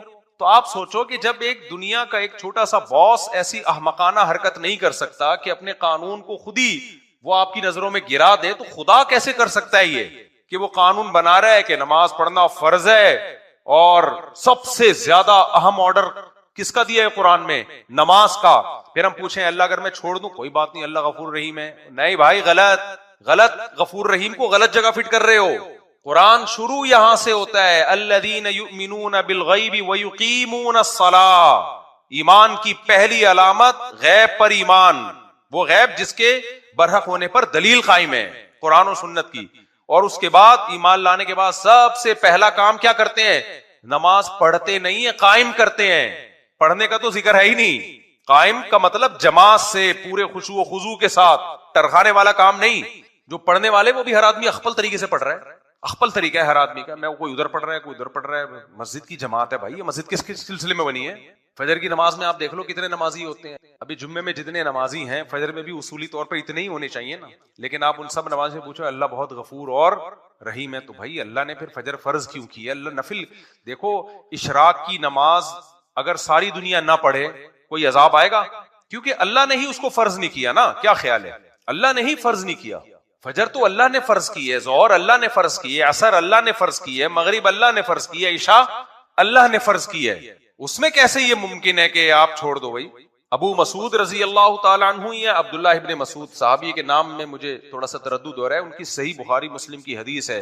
وہ کہتے ہیں ہم نبی کے دور میں کسی عمل کوئی گناہ اگر ہو جائے نا اس کے بارے میں یہ نہیں سمجھتے تھے کہ اس گناہ کے کرنے سے انسان کافر ہو جاتا ہے، لیکن نماز چھوڑنے والے کو ہم یہ سمجھتے تھے یہ اسلام سے کیا ہے؟ خارج. کیونکہ کسی مسلمان کی یہ مجال نہیں تھی کہ وہ نماز چھوڑ دے. اب اس حدیث کی تشریح میں وہی بات ہے نا، حدیث کی تشریحات میں اختلاف ہوتا ہے. عبداللہ بن مسعود یا ابو مسعود رضی اللہ عنہ، ان کی حدیث سمجھ میں آئی؟ بخاری مسلم کی حدیث. وہ کہتے ہیں دیکھو اس میں فقہا کا اختلاف ہے کہ کسی گناہ کو کرنے سے کافر ہوتا ہے کہ نہیں ہوتا. جمہور علماء کہتے ہیں گناہ کوئی بھی کر لو اس سے انسان کافر نہیں ہوتا، گنہگار ہوتا ہے، کیونکہ کفر کا تعلق عقیدے سے ہے، عمل سے نہیں ہے. کوئی زنا کر لے، اللہ نہ کرے شراب پی لے، چوری کر لے، تو اس سے گنہگار تو ہوگا، اسلام سے خارج نہیں ہوگا. لیکن نماز چھوڑنا ایک ایسا جرم ہے، ایسا گناہ ہے کہ جس کے بارے میں تین امام مالک، امام ابو حنیفہ، امام شافعی کہتے ہیں کہ کافر تو نہیں ہوتا، کفر کے قریب پہنچ جاتا ہے. لیکن امام احمد ابن حنبل رحمہ اللہ تعالیٰ کہتے ہیں کہ اگر کسی نے جان کر فرض نماز چھوڑ دی تو وہ سچی مچی میں کافر ہو جاتا ہے. سمجھ میں آ رہی ہے بات کہ نہیں آ رہی ہے؟ وہ سچی مچی میں کیا ہو جاتا ہے. تبھی آپ نے عرب کو دیکھا ہوگا وہ کچھ بھی ہو نماز نہیں قضا کرتے، نماز نہیں قضا کرتے. وجہ اس کی تو اسلام سے ہی نکل جائیں گے ہم. اور اسلام سے نکلنے کا مقصد کیا ہے؟ نکاح بھی ٹوٹ گیا. اگر آپ نے حج کیا تھا تو وہ حج بھی کیا ہو گیا؟ ضائع. اور اگر آپ بغیر توبہ کے مر گئے تو سعودیہ کے شیخ بن باز رحمہ اللہ تعالیٰ کا فتویٰ ہے کہ بغیر توبہ کے مر گیا تو مسلمانوں کے قبرستان میں اسے دفن بھی نہیں کیا جائے گا. یہ مطلب ہے اس کا نماز چھوڑ دے. رفیع بھائی کو اشکال ہو رہا ہے، پھر بچے رفیع بھائی ایک دم بچوں پہ آ جاتے ہیں کہ پھر بچے کیا پیدا ہو رہے ہیں. خیر، تو امام احمد بن حنبل کی دلیل بھی کمزور نہیں ہے. دلیل میں یہی حدیث پیش کرتے ہیں جو میں نے بخاری مسلم کی حدیث پیش کی. صحابی رسول کہتے ہیں کہ ہم نبی کے دور میں کسی گناہ کے بارے میں یہ نہیں سمجھتے تھے کہ اس گناہ کو کرنے سے انسان کافر ہو جاتا ہے، گنہگار ہوتا ہے، وہ کافر نہیں ہوتا. لیکن نماز چھوڑنے والے کے بارے میں ہم یہ سمجھتے تھے یہ کیا ہے؟ کافر. باقی تینوں ائمہ کی طرف سے جو اس کا جواب دیا جاتا ہے اس حدیث کا وہ یہ ہے کہ بھائی چونکہ اس زمانے میں کافر ہی نماز چھوڑتا تھا، مسلمان کے بارے میں تصور نہیں تھا، تو اس لیے جو نہیں آ رہا ہے اس کا مطلب تھا وہ کافر ہے. تو یہ تو انہوں نے زمانہ ہی نہیں دیکھا تھا نا کہ مسلمان بھی ہو اور نماز بھی نہیں پڑھ رہا. یہ تو وہ ان کے ذہن میں تصور ہی نہیں تھا کہ مسلمان ہو کے بھی کوئی نماز چھوڑے. تو راجح بات یہی ہے کہ نماز چھوڑنے سے انسان کافر نہیں ہوتا. لیکن اس سے یہ تو پتہ چلتا ہے کہ صحابہ کی نظر میں اسلام کی جو سب سے بڑی علامت تھی وہ کیا تھی؟ نماز. مسجد میں آ رہا ہے نہیں آ رہا ہے تو مسلمان ہے، نہیں آ رہا ہے اس کا مطلب مرتد ہو گیا. وہ واقعی اس کو مسلمانوں کے قبرستان میں دفن نہیں کرتے. وہ سمجھتے تھے کہ یہ تو کافر، مسلمان ہوتا تو آتا نا. لیکن آپ سارے بے نمازیوں سے پوچھتے ہیں اللہ بہت غفور رحیم ہے، اللہ معاف کرنے والا ہے، اللہ مغفرت کر دے گا. اس کا مطلب یہ تو اللہ کا ایک طرح سے معاذ اللہ کے حکام کا مذاق اڑانا ہو گیا. کیا خیال ہے؟ مذاق اڑانا ہو گیا کہ نہیں ہو گیا؟ وہ کہہ رہا ہے درجنوں جگہوں پہ علامات بیان کر رہا ہے مومن نماز قضا نہیں کرتا. میدان جنگ میں نماز قضا کرنے کی اجازت نہیں دی. میدان جنگ میں نماز قضا کرنے کی اس سے بڑی کوئی ضرورت ہو سکتی ہے؟ سفر میں اجازت نہیں دی ہے، 2 کر دی 4 کی، چلو 2 پڑھ لو. یہ 2 اس لیے دیے کہ قضا نہ کرو. سفر میں دیکھ رہا ہوں تو لوگ چھوڑے کہنے سفر ہے بھائی، سفر میں چلتا ہے. چلتا ہوتا تو اللہ 4 کی 2 نہ کرتا نا. اللہ کہتا ہے 4 پڑھو، نہیں پڑھی جائیں تو چھوڑ دینا. تبھی سفر میں سنت مؤکدہ نہیں رہتی، 4 کی 2 نہیں ہوتی سفر میں. کیوں؟ سنت مؤکدہ کا تعلق اس سے ہے کہ پڑھنا مشکل ہے کہ نہیں ہے. تو اگر سفر میں مشکل ہے تو پوری چھوڑ دو، نہیں مشکل ہے تو پھر پوری پڑھو. اس کا تعلق سفر سے نہیں ہے، اس کا تعلق ہے کہ پڑھنا مشکل ہے یا نہیں ہے. بعض دفعہ ایئرپورٹ پہ آپ وہ جہاز نکل رہا ہے یا ٹرین نکلنے والی ہے تو آپ چھوڑ دو سنت مؤکدہ. لیکن کہیں اسٹے کیا ہوا ہے آپ نے 10 دن تو وہ تو سفر میں، لیکن علماء لکھتے ہیں پھر وہاں سنت مؤکدہ پڑھنی پڑے گی آپ کو. نبی سے جو سنتیں یا صحابہ سے جو سنتیں چھوڑنا سفر میں ثابت ہے وہ ٹریولنگ کے دوران، کیونکہ اس میں مشقت ہوتی ہے. اب لوگ کیا کر رہے ہوتے ہیں 10 دن کہیں جا کے اسٹے کیا ہوا ہے وہاں بھی سنتیں نہیں پڑھ رہے. بھائی یہاں تو مؤکدہ ہی ہے یہاں، کیونکہ سفر سنتوں کا اب میں فقہی اصطلاح استعمال کروں گا اس کے لیے کہ جو فرض نماز قصر کی جاتی ہے اس کا تعلق مشقت حکمیہ سے ہے، یعنی سفر سے ہے. چاہے مشقت ہو یا نہ ہو. لیکن سنت مؤکدہ کا تعلق سفر سے نہیں ہے، مشقت سے ہے. تو سفر میں مشقت چونکہ ہوتی ہے تو اس لیے نہیں پڑھو، لیکن کہیں اسٹے کیا ہوا ہے تو اب تھوڑی مشقت ہے. آپ 10 دن کے لیے چلے گئے اپنی نانی کے یہاں لاہور میں آپ اپنی نانی کے یہاں گئے ہوئے 10 دن کے لیے، بڑے آرام سے نانی کے یہاں جا کے تو انسان انجوائے کرتا ہے نا. ہم تو بچپن میں جب عیاشی کے لیے نانی کے یہاں ہی جایا کرتے تھے. کہتے ہیں بچہ ددیال میں پٹتا ہے، ننیال میں بگڑتا ہے. کھاتا پیتا ہے وہاں. نانیوں کی طبیعت میں رحم کا مادہ زیادہ ہوتا ہے، دادیاں تھوڑی سی الگ اسٹائل کی ہوتی. تو اب نانی کے آپ گئے ہوئے ہو تو اس سے زیادہ ریلیکس کبھی ہو سکتے ہو؟ تو وہاں سنتیں پڑھنی پڑیں گی. فرض تو 2 ہی پڑھیں گے کیونکہ سفر سے تعلق ہے فرائض کا. سنت مؤکدہ کا اس سے تعلق نہیں ہے کہ سفر ہے یا حضر، اس سے تعلق ہے کہ آپ کے لیے پڑھنا آسان ہے تو پڑھ لو، مشکل ہے تو چھوڑ دو. تبھی اللہ نے سنتیں 4 کی 2 نہیں کی ہیں، اس لیے کہ اس کو پوری سنتیں چھوڑنے کی آپ کو اجازت دی ہے. فرض کو چونکہ چھوڑنے کی اجازت نہیں ہے اس لیے اللہ نے 4 کی 2 کر دی ہیں کہ یہ میں نے خود تمہیں سہولت دے دی ہے تاکہ چھوڑنے کا عذر نہ رہے. اور سنتیں جو 4 تھی وہ 4 ہی ہیں کیونکہ چھوڑنے کا عذر ہے تمہارے پاس. اگر مشقت ہے تو چھوڑ سکتے ہو اس کو. تم سمجھتے ہو گے نہیں سمجھتے تو.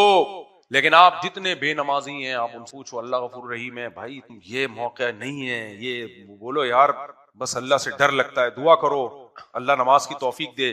ہم اپنے بڑوں سے سنا کرتے تھے کہ پہلے زمانے میں گاؤں دیہاتوں میں جو کبھی نماز نہیں پڑھتا تھا نا اس کا جنازہ نہیں پڑھایا جاتا تھا. پہلے یہ رواج تھا مسلمانوں میں کہ دیکھتے تھے نا جو نمازی ہے ہی نہیں، پڑھتا ہی نہیں ہے، تو جو علماء تھے وہ علاقے کے امام تھے وہ نماز نہیں پڑھاتے تھے، جنازہ یعنی اس. تو اسی طرح میرے بھائی اللہ تعالیٰ نے یہ جو میں نے آیت پڑھی نا، ظاہری گناہ کو بھی چھوڑ دو باطنی گناہوں کو بھی چھوڑ دو. کیوں؟ جو گناہ کما رہے ہیں سیجزون، ان قریب ان کو بدلا. اور سب سے بڑا جرم شرک کے بعد کیا ہے؟ نماز قضا کرنا، نماز قضا. یہ جو قرآن کی آیت ہے کہ اے میرے بندو الذین اسرفوا علی انفسہم، جو اپنی جان پر زیادتی کر بیٹھے ہو، لا تقنطوا من رحمت اللہ، اللہ کی رحمت سے نا امید مت ہو. یہ ان لوگوں کے بارے میں جو توبہ کر رہے ہیں لیکن ماضی کی گناہ سوچ سوچ کے نا امید ہو رہے ہیں، جو چاہتے ہیں کہ آج ہم اپنی زندگی تبدیل کر دیں. کیونکہ اس آیت کا شان نزول یہی ہے. کچھ کافر آئے نبی کے پاس کہ ہم نے تو اسلام کفر میں اتنے قتل کیے، اتنی بار زنا کیا، اب ہم اسلام قبول کر لیتے ہیں تو ہمارے تو اعمال میں اتنے گناہ ہیں، اتنے قتل ہیں، ان کا کیا ہوگا؟ اس پہ اللہ نے فرمایا آج تم اسلام قبول کر رہے ہو، توبہ کر رہے ہو تو اللہ کی رحمت سے مایوس مت ہو. ان اللہ یغفر الذنوب جميعا، اللہ تمہارے پچھلے سارے گناہوں کو معاف کر دے. وانیبوا الی ربکم، لیکن آج کے بعد اپنے رب کی طرف متوجہ ہو جاؤ. اسی طرح کوئی مسلمان بھی اگر توبہ کرتا ہے، کافر اسلام نہیں لا رہا بلکہ مسلمان ہے جو گناہوں کی زندگی میں گزری، اب وہ چاہ رہا ہے یو ٹرن لے لے، پلٹ جائے، تو شیطان مایوس کرتا ہے اب کیا کرے گا بھائی، اتنے سال تو نے برائیوں میں گزار دیے. تو اللہ کہتے ہیں نہ، جو جب بھی اللہ کے در پہ آ جائے، اللہ کا در موت سے پہلے کھلا ہوا. جو توبہ کر کے زندگی بدلنا چاہے اس کے لیے اللہ ارحم الراحمین بھی ہے، غفور اور رحیم بھی ہے. جو چاہتا ہی نہیں ہے تو میرے بھائی پھر یہ کہنا کہ اللہ معاف کر دے گا، یہ بڑی جرت اور دلیری کی بات ہے. اللہ نے تو نہیں کہا کہ میں معاف کر دوں. کوئی اللہ کا ایسا کوئی ایگریمنٹ. یہودی کہا کرتے تھے اپنے بارے میں، یہودی کہتے تھے ہم جہنم میں جائیں گے نہیں، اگر گئے تو تھوڑے دن کے لیے جائیں گے. لن تمسن النار الا ایاما معدودہ، اول تو جائیں گے نہیں، گئے تو تھوڑے دن کے لیے. کیوں بھائی؟ ہم تو اللہ کے ایک لاڈلے نبی موسیٰ علیہ السلام کی امتی ہیں. بھائی آج بھی ہمارے لوگ کیا کہتے ہیں؟ ہم تو محمد صلی اللہ علیہ وسلم کے امتی ہیں جن کا مقام تو موسیٰ کلیم اللہ سے بھی بلند ہے. تو ہم تو ایک اللہ کے لاڈلے نبی کے امتی ہیں، ہم تو بخشے بخشائے. نا نا نا نا میرے بھائی، تو یہ سارے اعمال تو ہمارے لیے اللہ نے نازل کیے ہیں. تو یہودی اسی زام میں آ گئے تھے کہ ہم تو اللہ کے لاڈلے قوم ہیں، اللہ نے ہم موسیٰ بھیجے، داؤد بھیجے، سلیمان بھیجے، زکریا علیہ، یعنی جو بنی اسرائیل کے پہلے جتنے پیغمبر ہیں، جتنے پیغمبر یہودیوں میں آئے اتنے تو کسی میں نہیں آئے. تو اللہ نے فرمایا قل اتخذتم عند اللہ عہدا، تم جو کہتے ہو ہم تھوڑے اگر گئے تو تھوڑے دنوں کے لیے جائیں گے. تو اللہ نے کہا کہ اتخذتم عند اللہ عہدا، کیا اللہ نے تم سے کوئی ایگریمنٹ کیا ہے بھائی؟ آپ کہیں جاتے ہو کوئی چیز خریدنے کے لیے، آپ بولتے ہو مجھے تو تم یہ فری میں دو گے کیونکہ میں تمہارے چاچے کے پھپھے کے خالہ کا بیٹا ہوں. کہہ کہ بھائی میں نے کوئی اناؤنسمنٹ کی بھی ہے کہ جو میرے چاچے کے پھپھے کی خالہ کا بیٹا ہوگا اس کو یہ چیز فری میں ملے گی. کیا خیال ہے؟ دیکھو مجھ سے لوگ ملنے کے لیے آتے ہیں، بعض دفعہ بے وقت آتے ہیں، بے وقت آ کے پھر میں بہت زیادہ ڈسٹرب ہو جاتا ہوں سارے کاموں میں. کہتے ہیں میں جاپان سے آیا ہوں، دور سے آیا ہوں. تو میں کیا کہتا ہوں بھائی میں نے کہا تھا آپ جاپان سے بغیر بتائے آ جاؤ. ایک بندہ جاپان سے آیا، ایک انگلستان سے آیا، ایک امریکہ سے آیا، اور سارا دن 10 بندے بھی آ گئے تو تیرا کیا ہوگا کالیا؟ پھر میں ان کو کہتا ہوں میں نہیں مل سکتا تو پھر وہ کہتے ہیں بد اخلاق ہیں میرے ساتھ، تو یہ تو ٹائم لے کے آ جایا کرو بھائی. اچھا رفیع بھائی کہہ رہے ہیں ٹائم سے رفیع بھائی کو یاد آیا کہ ٹائم ہو. تو بس جب بات کو میں سمیٹ کے ختم کرتا ہوں. دیکھو بھائی اللہ نے قرآن میں کہہ دیا ہے زانی کی سزا دنیا میں 100 کوڑے اور پتھروں سے مار کے اگر شادی شدہ ہے تو رجم. اگر غفور الرحیم کا مطلب یہ ہوتا کہ اللہ بس ہے ہی کچھ، پھر چور کا ہاتھ کاٹنے کا حکم ہوتا؟ اتنی سخت سزا پوری دنیا میں کسی مذہب میں چور کی ہے جتنی سخت سزا اسلام کی. اسلام دے رہا ہے. کیوں؟ اسلام کو چور سے نفرت بہت. چور کے بارے میں اسلام کے دل میں ہمدردی نہیں ہے، اور چور سے نفرت نہیں ہے. اصل میں چوری کو اسلام بہت بڑا جرم سمجھتا ہے. سمجھتے ہو؟ دیکھو 2 چیزیں انسان کے کیریکٹر کو خراب کرتی ہیں. کیریکٹر کی ڈیفینیشن کیا ہے؟ زبان، آپ کی زبان، اور مالی معاملات میں خیانت. جھوٹ بولنے والا کیریکٹر لیس ہوتا ہے، اور مالی خیانت چوری ہے نا. کیا خیال ہے؟ ان 2 چیزوں سے تو انسان کے کیریکٹر کا پتہ چلتا ہے نا. تبھی امریکہ میں قانون ہے نا، صدر اگر جھوٹ بول دے تو وہ اس کو صدارت سے، وہ نہیں، وہ ایک دفعہ کیس بن گیا تھا، صدر بش پہ بنا تھا میرا خیال ہے، کلنٹن پہ بنا تھا، اس کے بارے میں کیس ہو گیا تھا، اس نے جھوٹ بولا ہے. حالانکہ کوئی اتنی بڑی بات نہیں تھی، لیکن بھی امریکہ کا صدر نے جھوٹ کیسے بول دیا، اتنا بڑا کیس بن گیا تھا، وہ بڑی مصیبت میں آ گیا تھا کہ بھئی آپ صدر ہو کے جھوٹ بول رہے ہو. تو جھوٹ، نبی صلی اللہ علیہ وسلم نے فرمایا کہ سب کچھ ہو سکتا ہے، مومن جھوٹ نہیں بول سکتا. جھوٹ نہیں بول. اور دوسری چیز کیا ہے؟ پیسوں کے معاملات میں آپ 2 نمبری، کسی کا پیسہ کھا رہے ہو آپ، یہ مسلمان نہیں کر سکتا. تبھی اسلام میں چوری کی سزا کیا ہے؟ ہاتھ کاٹ دو بھائی. 1 درہم کسی کا کھایا 40 دن نماز قبول نہیں ہوگی، کیونکہ ان چیزوں کا تعلق آپ کے کیریکٹر سے ہے، کردار سے ہے. ابو سفیان جب ہرقل کے سامنے بیٹھے تھے نا زمانہ جاہلیت میں، ہرقل نے سامنے بٹھایا اور ابو سفیان کے لوگوں کو پیچھے بٹھایا، اور پھر نبی کے بارے میں پوچھا. ابو سفیان کہتے ہیں خدا کی قسم میں جھوٹ بول دیتا، لیکن میں جو محمد صلی اللہ علیہ وسلم کے بارے میں پوچھا دشمنی کے باوجود میں نے سچ سچ اس لیے بتایا کہ مجھے قوم کے بارے میں خطرہ تھا، میں واپس جاؤں گا لوگ کہیں گے کہ عرب کا سردار ہو کے جھوٹ بول کے آیا ہے.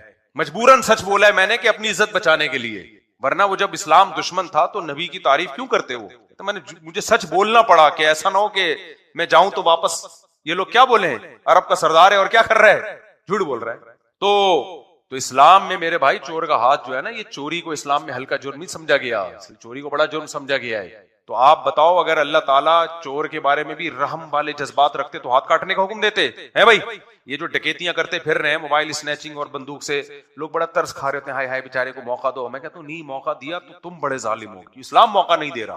ڈاکو کی سزا اسلام میں قرآن نے بیان کی ہے کہ چوک پہ لٹکا دو، دایاں ہاتھ اور بایاں پاؤں کاٹ کے اس کو. اللہ کو ترس نہیں آ رہا، اللہ کو خودکشی کرنے والے پہ ترس نہیں آ رہا. ہم لوگ ترس کھا رہے ہوتے ہیں، ہائے بیچارے نے کر لی، ہائے بیچارے نہیں. اور بھائی اگر اتنا قابل ترس ہوتا تو اللہ جہنم کی آگ میں کیوں پھینکتا اس کو؟ خودکشی جرم ہے بھائی، قابل ترس نہیں ہے. کیونکہ یہ بڑھتی جا رہی ہے ہماری سوسائٹی میں. بات بات میں بلیک میلنگ، یہ نہیں کیا تو میں یہ کر لوں گا، کر لے بھائی تو مر جا. ایک صاحب نے مجھے کہا میری بیگم مجھے ایموشنل بلیک میلنگ کر رہی تھی. آج کل بیگمات یہ ایموشنل بلیک میلنگ. دیکھو اللہ تعالیٰ نے میاں بیوی کو ایک دوسرے کا لباس کہا ہے. لباس کا مطلب ہی ایک دوسرے کے رازوں پہ پردہ ڈالنا. یہ میرا خیال ہے ان کی بات کر رہے ہیں، یہ جو ابھی ڈاکٹر عامر لیاقت کا جو چل رہا ہے نا میڈیا پہ، کسی شخصیت کا نام لے کے اس پہ رد کرنا یا اس کی تعریف کرنا، یہ تو بڑا نامناسب کام ہے. نہ انسان رد کر سکتا ہے، نہ جنرلی ایک اصولی بات کر دیتا ہوں میں. جزاک اللہ. پچھلے جمعے میں نے روزہ رکھا تھا، ویسے ہی نفلی، تو بیان میں نا پاور ہی نہیں تھی، بیان ایسا بجھا سا ہوا تھا. تو مجھے اندازہ ہو گیا کہ جمعے کو روزہ نہیں رکھنا چاہیے. ویسے بھی حدیث میں مجھے تو چھٹی کی وجہ سے نا، تو آج پراٹھے کھا کے بیٹھا تھا نا، آج بڑا ٹائٹ بیان ہوا ہے، یار چیخ بھی رہا تھا، زور بھی لگا رہا تھا. تو روزے سے نا آدمی بالکل بجھا ہو جاتا ہے. یہ جو میرا خیال ہے عامر لیاقت صاحب کی بات کر رہے ہیں نا، میرا خیال کا یقین ہے انہی کی بات ہو رہی ہے. دیکھو یہ مسئلہ یہ ہے کہ میں کسی کی شخصیت پہ بات نہیں کرتا، نہ ڈاکٹر عامر لیاقت پہ، نہ اس کی جو طلاق یافتہ یا خلا یافتہ خاتون ہے اس پہ میں تبصرہ نہیں کر رہا کوئی. میں اصولی بات، کیونکہ ایک ویڈیو تو پھیل گئی ہیں، میں جنرلی ایک بات کر رہا ہوں، اصولی بات. اس پہ رکھ کے ہر آدمی کو پرکھا کریں آپ. نہ مرد کو اس کی اجازت ہے کہ اپنی بیوی کی بند کمرے کی تصویروں کو وائرل کرے، یہ بھی بےہودہ حرکت ہے.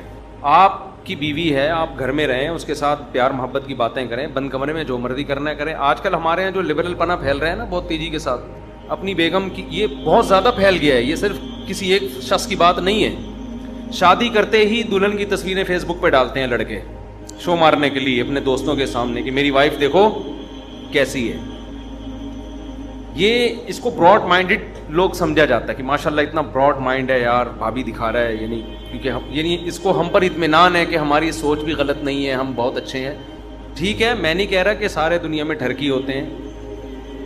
آپ جب اپنی دلہن کی تصویریں فیس بک پہ ڈالیں گے, اس کے ساتھ گلے مل رہے ہیں, آپ آپس میں محبت کی باتیں ہو رہی ہیں, ہینڈ شیک کر رہے ہیں, یہ سب دنیا میں جائیں گی تصویریں, تو سارے کو غلط سوچ رکھیں گے. میں یہ الزام نہیں لگا رہا. عورت چھپانے کی چیز ہے, وہ دکھانے کی چیز نہیں ہے. دکھانے میں عورت کا نقصان ہے. اب جس کی بیوی خوبصورت ہے اس نے فیس بک پہ ڈال دی, سب ماشاءاللہ ویل ڈن, بھابھی بہت پیاری لگ رہی ہیں, کتنی اچھی جوڑی ہے. جس کی خوبصورت نہیں ہوگی وہ یا تو تصویر ڈالے گا نہیں ڈالے گا تو لوگ کہیں گے ہماری والی دیکھ لی, اپنی والی دکھا نہیں رہا, کیوں چھپایا ہوا بھابھی کو. دکھائے گا تو بعض دفعہ انسان کو ایک چیز پسند آ رہی ہوتی ہے, ساری دنیا کو نہیں آتی وہ پسند. 10 مصلحتیں ہوتی ہیں. 25 سال کے نوجوان شادی کر رہے ہوتے ہیں 35 سال کی خاتون سے, 40 سال کی خاتون سے, 50 سال کی خاتون سے. 10 مصلحتیں ہوتی ہیں. لیکن وہ فیس بک پہ ڈالے گا تو سب کے اچھے تبصرے نہیں ہوں گے. کوئی بھی نہیں کہے گا بہت اچھا جوڑا لگ رہا ہے. بھائی وہ آپ کی انٹی لگ رہی ہیں, آپ بھانجے لگ رہے ہیں ان کے, یا بتیجے لگ رہے ہیں. تو اللہ نے ایک چیز کو چھپایا ہوا ہے. ہر آدمی کا معیار الگ ہے, میاں بیوی کے آپس کے معاملات الگ ہوتے ہیں. یہ دنیا پہلے سوچ لیں کہ عورت دکھانے کی چیز ہے یا چھپانے کی چیز ہے, یہ فیصلہ کر لیں. اللہ کہتا ہے چھپانے کی چیز ہے. دیکھو قرآن میں کیا آتا ہے, المال والبنون زینت الحیات الدنیا. مال اور بیٹے دنیا کی زینت ہیں. بیٹیوں کو زینت نہیں کہا. دنیا کی زینت میں ایکسپوز کرنے کی چیز ہے. مال ہوتا ہے آدمی با کپڑے گاڑی ایکسپوز ہوتا ہے نا, نمایاں. لوگ کہتے ہیں یار کیا ماشاءاللہ کرولا لے کے گھوم رہا ہے, کتنے کی خریدی ہے بھائی, بڑے آج تو کاٹن کلف لگا کے گھوم رہا ہے, کالر والا لوچے کیے ہوئے, پینٹ کہاں سے لی تو نے, یہ کرتا کہاں سے خریدا, یہ شرٹ کہاں سے خریدی, عامر لیاقت سے کڑھائیوں والا کرتا ادھار لیا ہے تو نے. لوگ تبصرے کر رہے ہوتے ہیں, اچھا لگ رہا ہے. اسی طرح بیٹے ہوتے ہیں آدمی کے, باہر لے کے گھومتے ہیں, بیٹے نظر آتے ہیں. یعقوب علیہ السلام کے بیٹے مصر میں داخل ہوئے, یعقوب علیہ السلام نے کہا نظر نہ لگ جائے, ایک دروازے سے نہیں جانا, ٹھیک ہے نا. اتنے لمبے چوڑے تڑنگے اونچے قداور بیٹے. بیٹیاں دنیا کی زینت نہیں ہے, وہ گھر کی زینت ہے. تبھی قرآن نے کہا المال والبنون زینت الحیات الدنیا, مال اور بیٹے دنیا کی زینت. بیٹیوں کو زینت نہیں کہا, دنیا کی زینت. گھر کی زینت ہے وہ دنیا میں دکھانے کی چیز نہیں ہے, وہ گھر کی زینت ہے. محبت کرو اس سے, اللہ کی رحمت ہے, اس کو پالنے پر خوشخبریاں ہیں. تو اسی طرح میرے بھائی بیوی بھی گھر کی زینت ہے, وہ دنیا کی زینت. بولتے کیوں نہیں, وہ نہیں ہے. اس کو مت ڈالو فیس بک پر دنیا کے سامنے, اس کو نمایاں کرنا ہی میری وائف ہے, ان سے ملی ہے. بھائی تمہاری وائف ہے, تم ہی مل لو ان سے بھائی, ہم اپنی وائف سے ملیں گے. سمجھ رہے ہو نا. لوگ اس کو لبرل پنا پھیلتا جا رہا ہے نا. گوروں میں جو آج طوفان بدتمیزی ہے, یہ ایک دم سے تھوڑی آیا تھا. پہلے تھوڑے تھوڑے براڈ مائنڈیڈ ہوئے, پھر ہوتے ہوتے ہوتے بالکل ہی کنٹرول سے باہر ہو گئے. اب وہاں اگر کسی کی وائف کسی سے ناجائز تعلق رکھتی ہے تو تھوڑا سا جرمانہ ہوتا ہے, پینلٹی ہوتی ہے, 100-200 روپے کو جرمانہ لگتا ہے. اس کے علاوہ کوئی سزا نہیں ہے, ٹھیک ہے نا. تو یہ فیصلہ کر لو کہ بیوی دکھانی ہے یا چھپانی. چھپانی ہے تو بھائی پردہ کرانا ہے, دکھانی ہے تو پھر آپ کو بیوی بھی ایسے ہی چاہیے ہوگی. پھر اس طرح کی جب وائف ملتی ہے انسان کو تو بہت کچھ ہوتا ہے دنیا کے سامنے کیا ہو رہا ہے. وہ مجھے ایک واقعہ یاد آتا ہے نا, خاتون کا. مجھے فون کیا انہوں نے کہ میرا میاں کے اتنے تعلقات ہیں لڑکوں سے, سوری لڑکیوں سے. شکر ہے ابھی لڑکوں والا ہمارا سیٹ اپ شروع نہیں ہوا. یورپ میں تو اب یہ بھی مسئلہ ہو گیا ہے نا. یورپ میں مسئلہ ہو گیا ہے کہ والدین اپنے بیٹے کے لیے رشتہ دیکھنے جا رہے ہوتے ہیں تو بیٹے سے پوچھتے ہیں بیٹا میل چاہیے فیمیل چاہیے, آپ رشتہ ہم میلز میں تلاش کریں یا فیمیلز میں تلاش کریں. لڑکا بتاتا ہوتا ہے مجھے تو وسیم بھائی پسند ہے, بھائی میں نے تو 70 سے وہ یہ سیٹ اپ وہاں چل پڑا ہے. ابھی ہمارے معاشرے میں الحمدللہ اتنی بےہودگی نہیں ہے. جب بیٹا کہتا ہے شادی کرنی تو فوراً دماغ یہی جاتا ہے کہ بھائی کسی لڑکی سے ہی کرنی ہوگی. تو اب ہماری خواتین کیا کرتی ہیں, ان کو چاہیے ماڈرن آدمی, گھمائے پھرائے, پردے کی پابندیوں سے آزاد کرے, لبرل ہو, برقے کی بات ہی نہ کرے, دوپٹے کی بات ہی نہ کرے, خوب گھماتا پھراتا. دیکھو خواتین نا مولویوں سے ڈرتی ہیں. ہماری کوئی ریلیٹو خاتون ہے, انہوں نے اپنی کسی فرینڈ کا بتایا, کہتی ہے کہ اس کو میں نے کہا کہ کسی عالم سے شادی کرو, تو وہ خاتون کہتی ہے نہیں عالم سے نہیں, وہ تو ایسے بند کمرے میں بند کر دیں گے اور ایسے بالکل دنیا کی ساری انٹرٹینمنٹ ختم. تو یہ ہماری خواتین کے نا دماغ میں ایک بات بیٹھ گئی ہے. بھائی اسلام نے کوئی منع نہیں کیا عورت کو تفریحی مقامات پہ لے جانے سے. جائز تفریحات جتنی بھی ہیں, نہ کوئی عالم اس سے روکے گا, نہ کوئی دیندار اس سے روکے گا, اور اگر روکے گا تو غلط کرے گا. صرف اتنی پابندی اسلام لگا رہا ہے کہ بھائی جوان عورت کسی غیر مرد کے سامنے نہ آئے, بس اتنی پابندی. اور مذہبی آدمی بھی اتنی ہی پابندی لگانے کا مجاز ہے, اس سے زیادہ پابندی وہ بھی نہیں لگائے گا تو غلط کر رہا ہے نا, مذہب کا غلط استعمال کر رہا ہے.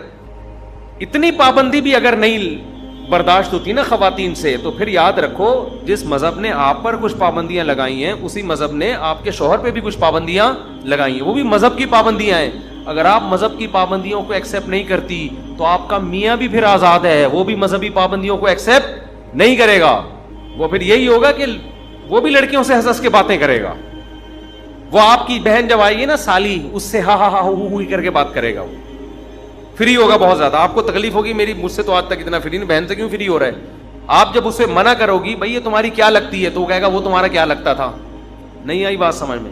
تو بے دین آدمی کے پاس کوئی اصول اور ضابطہ ہے ہی نہیں کہ باؤنڈری کھینچے وہ, کہ میری باؤنڈری یہاں تک ہے اور میری بیگم تمہاری باؤنڈری یہاں تک. کلچر کو فالو کر رہے ہیں تو کلچر میں تو میرے بھائی ٹکٹکی باندھ کے دیکھنا اور آنکھیں پھاڑ کے دیکھنا دونوں کیا ہے, برابر ہے. تو لوگ انٹیوں کو بھی دیکھ رہے ہوتے ہیں, فلموں میں ہیروئنس کو بھی دیکھ رہے ہوتے ہیں, دلچسپی لے رہے ہوتے ہیں, اور دفتروں میں لڑکیوں سے جو طوفان بدتمیزی ہمارے معاشرے میں مچا ہوا ہے وہ سب جانتے ہیں ہو کیا رہا ہے ہمارے میں. اب تو ایسے اعتماد ختم ہو رہے ہیں. میں تو اب فون اٹھانا چھوڑ دیا نا میں نے, لیکن اب لوگ خود سے آ رہے ہوتے ہیں دفتر میں چل کے اپنے گھریلو مسائل. اب میرے بھائی وہ پرانے زمانے کے مسئلے تھے ساس بہو کے جھگڑے, اب بڑے خطرناک ڈینجرس مسئلے کھڑے ہو گئے ہیں. لڑکیاں کو ایجوکیشن میں پڑھتی ہیں, وہاں وہ موبائل نمبروں کے تبادلے ہوتے ہیں, کلاس فیلوز ہوتے ہیں, ان سے گپ شپ ہوتی ہے, شادی کے بعد بھی ان کے نمبر انہوں نے سیو رکھے ہوئے ہوتے ہیں. اس کلاس فیلو کی شادی کسی لڑکی سے ہو گئی, بیوی کوئی اور ہے, سلام دعا اپنی کلاس فیلو سے ہو رہی ہے. اس کی شادی کسی اور سے ہو گئی, لیکن سارے نمبر اس کے پاس اپنے کلاس فیلوز کے سیو ہیں. گپ شپ کس سے ہو رہی ہے, ان سے ہو رہی ہے. پھر کیا ہو رہا ہے, میاں گھر آیا تو فون یوں کر کے گھما دیا انہوں نے, یوں گھما دیا. اس کو اور شک ہو گیا کہ یار یہ گھمایا کیوں ہے, اور جب بیگم نے شوہر کو بات کرتے ہوئے دیکھا تو شوہر نے ٹن مارا, موبائل کو یوں گھما دیا. اتنی بدگمانیاں یار, یہ پہلے ہوتا تھا. پہلے یہی ہوتا تھا یار, چائے کا نہیں پوچھتی, آٹا نہیں گوندتی, کھانے کا نہیں پوچھتی, میرے ابا کا خیال نہیں کرتی, میرے ماموں کو نہیں پوچھتی. یہ مسئلے تھے پہلے, یہ قابل برداشت تھے. اب جو ہو رہا ہے یار, یہ تو اعتماد ہی ختم ہو رہا ہے. شادی کا جو بنیادی مقصد تھا وہی فوت ہو رہا ہے. یہ خطرناک. اس لیے میں لڑکوں سے بھی کہتا ہوں, خدا کے بندو, شادی میں صرف خوبصورتی مت دیکھو, گھریلو عورت سے نکاح کرو, پاک دامن عورت سے نکاح کرو. بیوی میں گرل فرینڈ میں زمین آسمان کا فرق ہوتا ہے. کل تمہارے اس بیوی سے بچے ہوں گے, تمہیں اگر اس پر اعتماد نہیں ہوگا تم کیسے زندگی گزارو گے. اور عورت کو اگر شوہر پہ اعتماد ہی نہیں ہے, وہ ٹھرکی ہے ایک نمبر کا, وہ دفتروں میں لڑکیوں سے الگ باتیں کر رہا ہے. یہی تو مسئلے چلے ہیں نا ان کے, جو آج یہ جو ویڈیو وائرل ہو رہی ہیں, ایک دوسرے پہ اعتماد ہی نہیں ہے. یہ جو بھی محترم کا قصہ سامنے آیا, انہوں نے پرچی دی ہے جن کے بارے میں مجھے, تو کیا ہے, ایک دوسرے پر اعتماد ختم ہو گیا ہے. تو یہ اعتماد ہی میاں بیوی کی آخری وہ ہوتی ہے. یہ بھی ختم ہو جائے تو اب یہ صرف تکلف کا رشتہ قائم رہتا ہے, اس کے علاوہ اب کوئی رشتہ قائم نہیں رہتا. تو اس لیے آپ سے ہم گزارش کرتے ہیں, اپنے حال پہ ترس کھاؤ. جب نکاح کرنا ہو گھریلو لڑکی تلاش کرو, وفادار لڑکی, باپ کے گھر سے نکل کے کہاں آئے, آپ کے گھر میں آئے. اور خواتین سے بھی گزارش کر رہا ہوں, ماننا ہے مانو, نہیں تو جاؤ تمہاری جو مرضی کرو. ابھی تمہاری سمجھ میں باتیں نہیں آ رہی, تمہیں ماڈرن لڑکا چاہیے, تمہیں ایسا چاہیے انگلش, تمہیں سینما گھروں میں فلمیں دکھائے لے جا کے, اور جناب دوستوں سے ملائے تمہیں. تو جب وہ تمہیں اپنے دوستوں سے ملا رہا ہے, تمہاری سہیلیوں سے بھی وہ ملے گا. اور اگر مل رہا ہے تو پھر بھی نیک ہے, تمہارے سامنے مل رہا ہے, چھپ چھپ کے پتہ نہیں کتنوں سے مل رہا ہوگا. بدگمان نہیں کر رہا میں خواتین کو اپنے میاؤں سے, لیکن یہ تو ہوگا. وہ کہہ کے چلے گئے دنیا سے, انہوں نے آخری بات یہی کہی تھی, اور اس کے بعد دنیا سے چلے گئے. اس لیے تاکہ اس بات کو لوگ کیا کر لیں, نوٹ کر لیں, یہ تو ہوگا. تو عزت دار آدمی, قرآن کے الفاظ دیکھو نا, الخبیثات للخبیثین والخبیثون للخبیثات والطیبات للطیبین والطیبون للطیبات. کتنی پیاری آیت ہے. پاکیزہ مردوں کو رغبت ہوتی ہے پاکیزہ عورتوں میں, پاکیزہ عورتوں کو رغبت ہوتی ہے پاکیزہ مردوں میں, اور ناپاک مردوں کو رغبت ہوتی ہے ناپاک عورتوں میں, ناپاک عورتوں کو رغبت ہوتی ہے ناپاک مردوں میں. قرآن نے 2 اور 2 4 کی طرح بات واضح کر دی. آپ کو جس قسم کی لیڈیز میں رغبت ہو رہی ہے, اس بات کا قوی امکان ہے, خدا نخواستہ میں کسی شخصیت پہ الزام نہیں لگا رہا, ہر آدمی کو میں اپنے سے بہتر سمجھتا ہوں, لیکن اصول اور ضابطے کی بات کر رہا ہوں کہ آپ کو اگر رغبت غلط عورتوں میں ہو رہی ہے, یہ اس کی علامت ہے آپ خود کیا ہیں, غلط ہیں. اور کسی عورت کو رغبت اگر غلط آدمی میں ہو رہی ہے, اٹ مینس کہ یہ عورت کیا ہے, یہ بھی غلط ہے. تو اپنے گھروں کو بچاؤ, پاکیزہ عورتوں سے نکاح کیا کرو, اور عورتوں سے بھی کہتا ہوں کوئی انسان کے بچوں سے شادی کیا کرو. گھریلو گھر پھر بھی ٹوٹ سکتے ہیں, مزاج نہیں ملتے بعض دفعہ, وہ تو نارمل ہے نا, ہمیشہ سے کوئی شادیاں کامیاب ہوتی ہیں, کچھ ناکام ہوتی ہیں, لیکن آج جن بیسس پہ طلاقیں ہو رہی ہیں وہ بہت ڈینجرس بیسز ہیں. پہلے زمانے میں ایسا نہیں ہوا. پہلے زمانے میں مرد بد اخلاق ہے تو عورت نے طلاق لے لی, بیوی خدمت نہیں کرتی ہے, ماں کو پوچھتی نہیں, ان بیسس پر. اب تو اللہ کی پناہ ہے بھائی, ایسے خطرناک معاملات کی بیسس پہ طلاقیں ہو رہی ہیں. جب آپ بتاؤ میرے پاس ایسے کیس آئیں گے, ہم تو خون کے آنسو رونے کا دل کرتا ہے. عورت کہہ رہی ہے میرا شوہر 10 لڑکیوں سے دوستیاں لگاتا ہے, اور میرے سامنے فون پہ لڑکیوں سے بات کر رہا ہوتا ہے ہنس ہنس کے, کیا گزرتی ہے اس کے اوپر. میں نے بتایا نا یورپ سے ایک صاحب کا فون آیا کہ میری وائف کے لڑکوں سے دوستی ہے, یعنی وہ اسکائپ پہ ویڈیو کال پہ بات کر رہی ہے, میں منع کر رہا ہوں, بات نہیں مان رہی. تو میں نے کہا یار جب تم منع کر رہے ہو کہ فلاں سے بات نہ کرو, یہ تو پھر بہت بڑا جرم ہے, تو پھر میرا خیال ہے اس کو ڈیورس دے دو. کہتا ہے یار میں ڈیورس دوں گا تو مجھے آدھی پراپرٹی بھی دینی پڑے گی اس کو, کروڑوں روپے کے پیسوں سے, اور بچے بھی اسی کے پاس چلے جائیں گے, تو میری بیٹیاں بھی پھر یہی کچھ سیکھیں گی, تو میں کیا کروں. میں نے کہا بھائی ایسا کرو پراپرٹی پاکستان میں لے آؤ ساری, اور پھر ڈیورس دے دو. اچھا کہہ رہے میرے سامنے ہو رہی ہے, میں کچھ نہیں کہہ سکتا, ماروں گا تو پھر پولیس آئے گی, تھپڑ مارنے پر بھی پولیس ہے وہاں پر, تو بیگم کو تھپڑ ماروں گا کون آئے گا, پولیس آئے گی. تھپڑ کیوں مارا, اب پولیس کو بتاؤ کہ بھائی وہ فلاں سے بات کر رہی, پولیس تھوڑی یہ باتیں ماننے کی, کہہ رہے تھپڑ کیوں مارا. تو اب بیچاروں کی حالت آپ خود سوچو یار, آدمی کیا کیا کرے یار ایسے. تو میں نے کہا بھائی میں اس کو بیچارے کو مشورہ دے رہا ہوں, بہت پرانا قصہ ہے, کسی کو نہیں پتہ چلے گا کس کی بات ہو رہی ہے. میں نے ان سے کہا اپنی پراپرٹی یہاں لے آؤ, پھر انہوں نے کہا نہیں اب ایسا لا بن چکا ہے کہ دنیا میں کسی بھی بینک میں ہوگی نا, وہاں سے گورنمنٹ اٹھا لے گی پیسہ میرا. تو اب میں کیا کہتا ہوں اس کو, آپ مجھے بتاؤ نا کیا. مجھے یہی آیا خیال کہ ضرب الحبیبی زبیب,